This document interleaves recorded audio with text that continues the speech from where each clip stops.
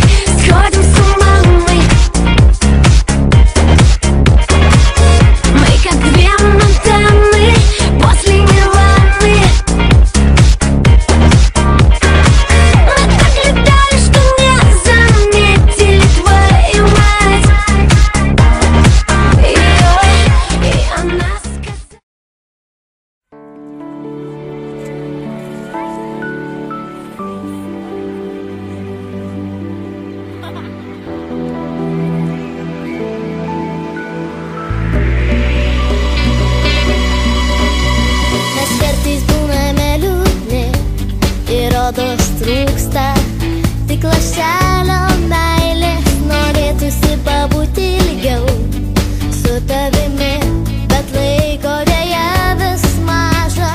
Kasdien mes augam didesni ir vis rečiau paklausam, kaip jis sekas, mama.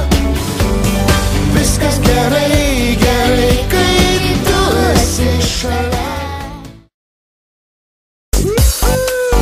Мой старый вертолет набирает высоту. Мой старый вертолет, лечу куда хочу. Мой старый вертолет, девчоночка несет. Мой старый вертолет меня не подведет. Мой старый вертолет набирает высоту.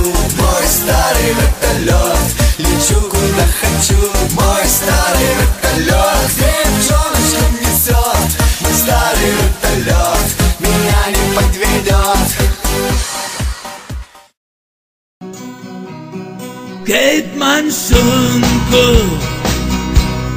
kaip man šiandien sunku, Dieve, kaip man sunku, ir nežinau kodėl.